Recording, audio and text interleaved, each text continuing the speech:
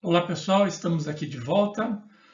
Nossa 10ª aula, olha só que legal! Estrutura da monografia, é isso que nós vamos ver hoje. Essa é a 10ª aula, Estrutura da monografia, Projetos de TI 1.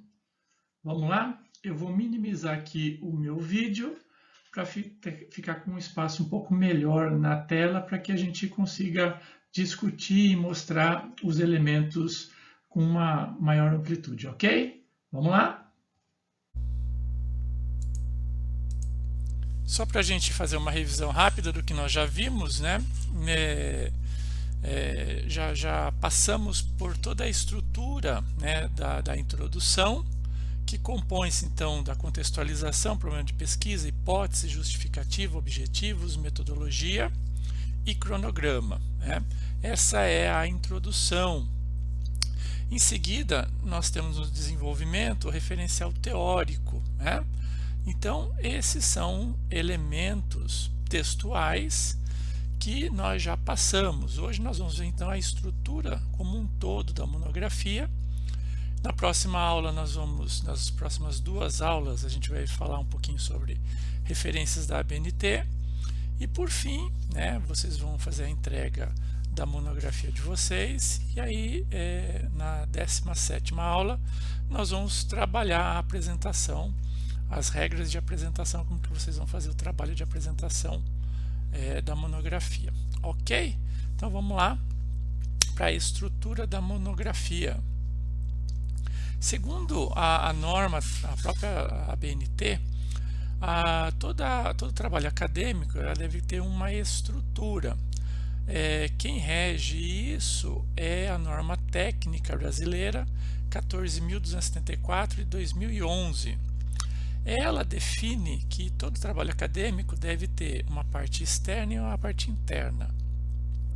A parte externa, né, como vocês podem ver aí na figura, é formada pela capa e lombada, no caso de necessidade de encadernação, a lombada. E lá dentro, né, ou seja, dessa capa, né, dessa estrutura, nós teremos então 3 grandes grupos de elementos. São os elementos pré-textuais, os elementos textuais e os pós-textuais. Nós vamos falar de cada um deles hoje, né, à luz da ABNT, à luz das normas técnicas e também as normas adaptadas, né, à Faculdade de Tecnologia de Itu, ok? E ao curso de IGTI. Vamos lá então? Vamos começar pela parte externa. Eu vou falar sobre a capa. Então, a capa do trabalho, ela tem que ter lá em cima, né, a identificação da instituição, depois, logo em seguida, o nome do autor, aí o título do trabalho, se tiver um subtítulo do trabalho, e o local onde foi desenvolvido, Itu, né, Estado de São Paulo, e o ano de desenvolvimento. Essa, basicamente, é a estrutura básica. Basicamente, a estrutura básica, tudo bem, né?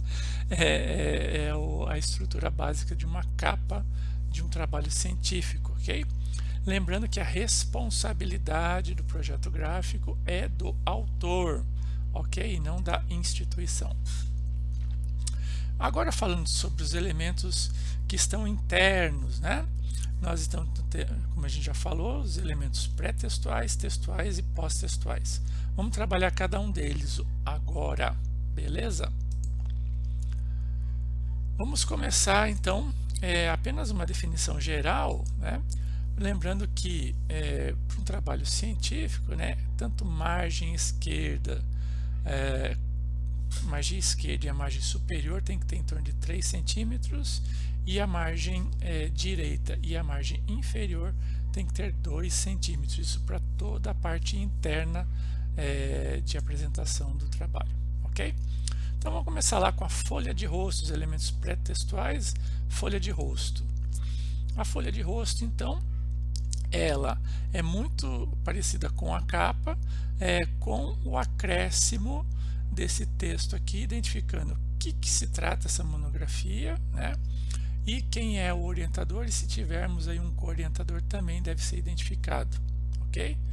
No verso da folha de rosto deve conter a ficha catalográfica, se exigido for. No caso da FATEC Itu não é exigido isso.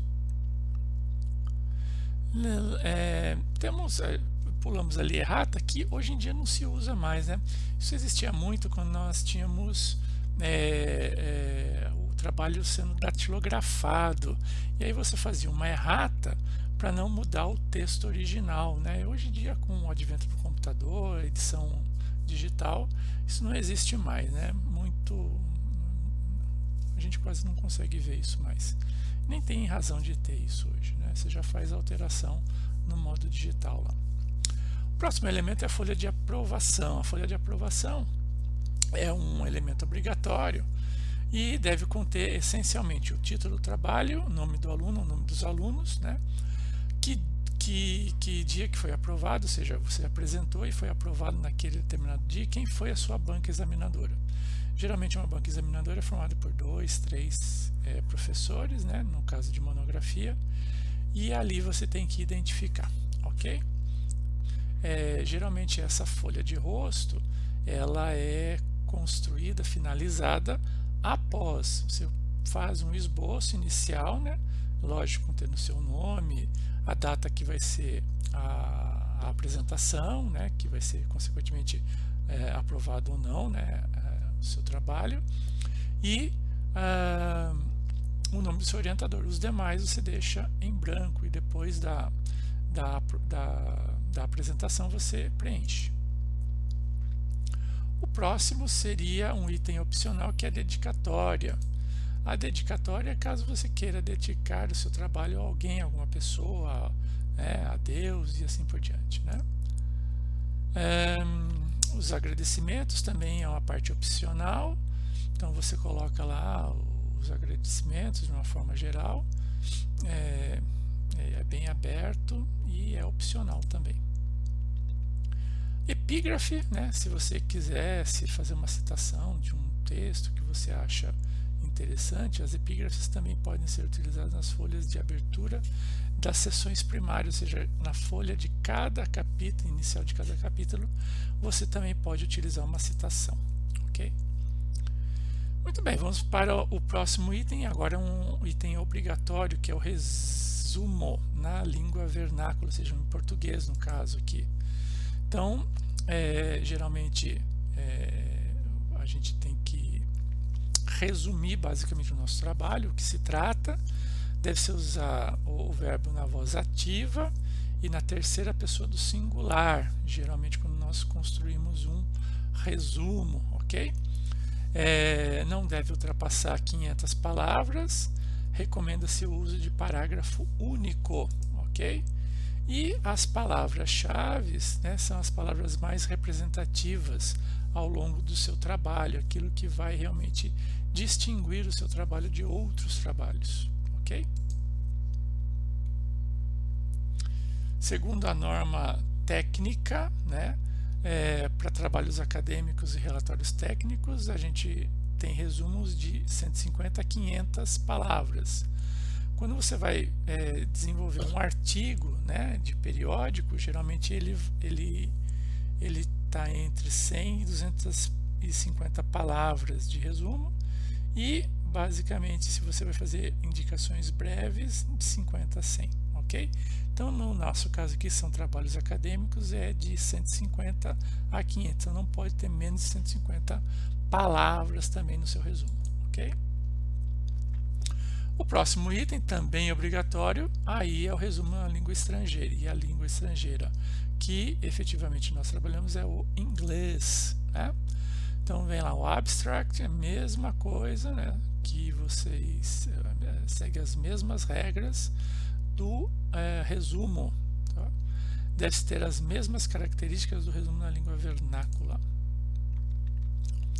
E aí, em seguida, são opcionais, mas a gente vê que a maioria dos trabalhos contém essas listas. São as listas de ilustrações, as tabelas, as listas de abreviaturas ou siglas e as listas de símbolos, né? Todos são opcionais, mas é bem legal colocar, né? E a gente recomenda, como que deve ser? Você coloca lá em cima a lista de tabela, a lista de figuras, ou seja, o que você quiser, e aí você coloca aqui, ó, tabela 1, e aí como que você definiu lá o título dessa tabela e aonde, em que local, em que página ela está situada, tá? Recomenda-se elaborar a lista para cada tipo de ilustração. Gráficos, tabelas, quadros e assim por diante. Cada item é designado por seu nome específico, né, elaborado de acordo com a ordem de apresentação no texto. Então, tem que seguir basicamente a ordem que você apresenta lá. Como na ordem de apresentação você tem um número crescente, aqui também você vai apresentar um número crescente de acordo com as páginas, ok? A lista de siglas, né, também segue mais ou menos as mesmas regras, onde você vai identificar a sigla, né, ou abreviatura utilizando em ordem alfabética. Então aqui é a ordem alfabética, não é a ordem que aparece no texto, sim a ordem alfabética.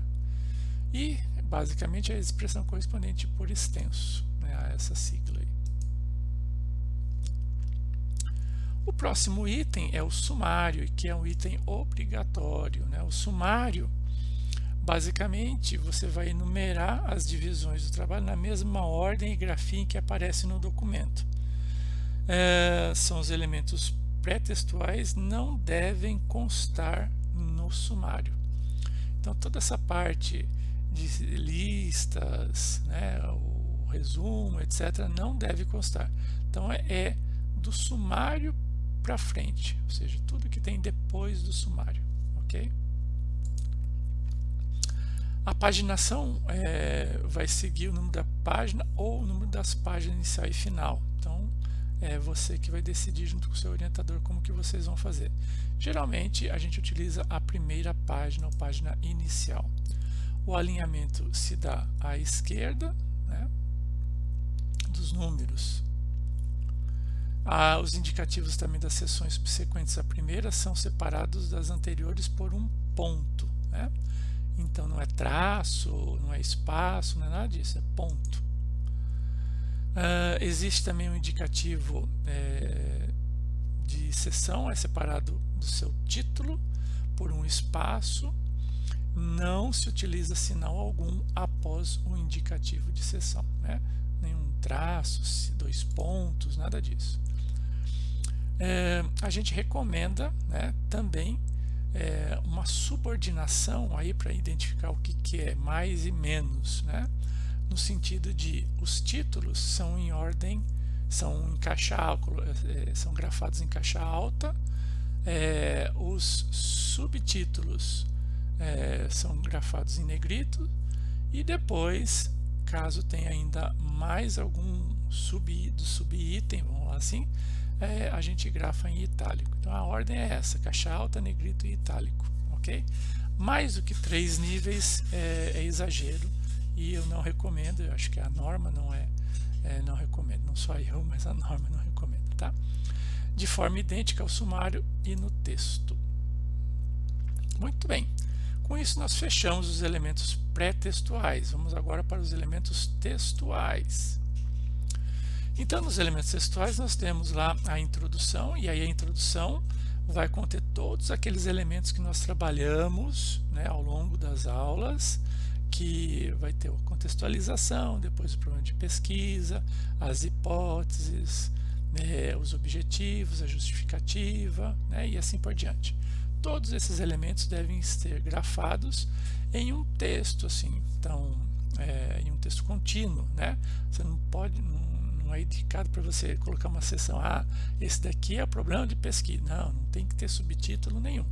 Ele vai na ordem ali, então o final da contextualização você já emenda com o problema de pesquisa e assim por diante, ok? Eu tenho que ter um indicativo, né? Então nas seções aqui eu tenho que ter indicativo do numérico, né? De qual é esse item específico. Também não tem nenhum traço, nada disso, é um espaço e um número, tá? Os títulos das seções primárias devem iniciar em folhas distintas. Tem que ter um espaço de uma linha, né, com um espaçamento de 1,5, né, entre o título e o texto. Entre as linhas, espaçamento de 1,5, isso é a norma, tá?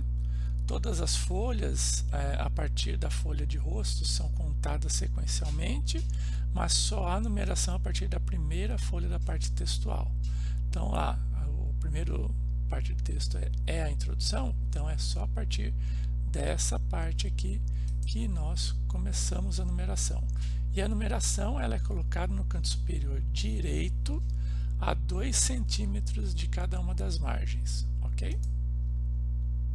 No caso específico, então, o desenvolvimento ele compreende, né, todos os capítulos que serão necessários para retratar o desenvolvimento da monografia de vocês. No caso específico de PTI 1, vocês vão ter mais ou menos aí 2 capítulos, né, e vai ficar a cargo do orientador de vocês, mas geralmente a gente observa o capítulo 2 sendo o desenvolvimento, o referencial ali teórico, né, o referencial teórico, e o terceiro capítulo a metodologia, né? Mas aí cabe ao orientador essa definição. Tem que ter um desenvolvimento, pelo menos inicial, do processo nessa primeira fase. Todas as sessões elas devem conter um texto relacionado a elas, né? Não entrar diretamente já no subitem, né? Então tem que falar o que se trata, etc, para daí entrar nos subitens específicos, né? O tamanho da fonte é 12, né? Exceto quando for indicado uma fonte menor. No nosso caso não, ele permanece 12, né? Então vejo que entre os subtítulos a gente tem espaçamento de 1,5, né? E o alinhamento é justificado de todos os parágrafos.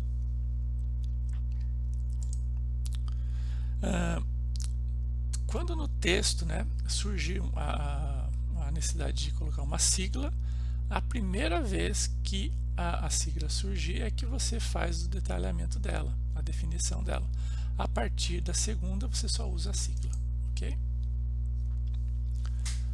Nota de rodapé, né? Então ela pode ser utilizada para notas explicativas, referências, coisas, a gente vai usar um outro processo, um outro meio, tudo bem? Tabelas, né? Então tem lá a designação do que é essa tabela na parte superior, a tabela em si, e embaixo da tabela a fonte, né, da onde que ela foi retirada. As ilustrações, tá, segundo as normas mais atuais da BNT, tanto a identificação quanto a fonte são colocadas na parte inferior da figura. E o terceiro elemento dessa parte textual diz respeito à conclusão, né? Que no nosso caso nós vamos utilizar uma palavra um pouco melhor, que seriam considerações finais, porque conclusão em si nós ainda não chegamos. Então as considerações finais desse trabalho, dessa primeira parte do trabalho, são as seguintes, né? E com isso nós fechamos a segunda parte, que é a parte textual. E por fim, nós temos então os demais elementos pós-textuais. O primeiro deles são as referências. É um item obrigatório e nós vamos trabalhar na próxima aula como que devem ser descritos segundo a norma NBR 6023 de 2002, ok? Mas a gente vê, então, vocês veem aqui que tem que ter uma separação, né, de pelo menos 2 espaços simples entre cada uma das referências, o alinhamento é à esquerda, o espaço entre linhas é simples, né, diferentemente do texto que é 1,5, recursos tipográficos de destaque do título devem ser observados também, ok? Os outros elementos, como apêndice e anexo, também são utilizados. Lembrando que apêndice é o documento elaborado pelo autor, a fim de complementar a sua argumentação. Então, se você fez, por exemplo, uma pesquisa, então você pode colocar como apêndice. Já anexo, né? O anexo você também é opcional, né? Caso você referencie algum dado externo que não foi você que elaborou, por exemplo, uma lei ou então uma tabela importante e assim por diante, tá bom? Identificando que, lembrando que a identificação por letras maiúsculas consecutivas, travessão e respectivo título, tá bom? O glossário e os índices não foram falados aqui porque geralmente não são utilizados. O glossário é muito, pelo menos nessa primeira parte, né? Então, esses itens que nós falamos, os pré-textuais, textuais e pós-textuais, basicamente fecham essa primeira parte aí do trabalho. E com isso, nós concluímos aqui essa noção geral aqui da estrutura, né, da monografia. Falamos já do referencial teórico e na próxima aula nós vamos trabalhar então a BNT e depois as regras.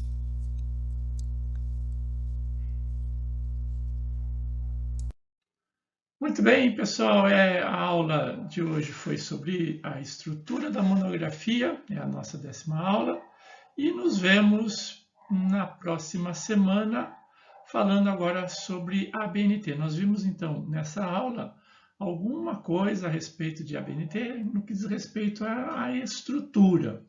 E aí agora nós vamos trabalhar os elementos componentes segundo as regras da ABNT, como que eu faço uma referência, como eu coloco determinados elementos dentro do texto de forma coesa e organizada, ok? Vejo vocês, até mais, tchau, tchau.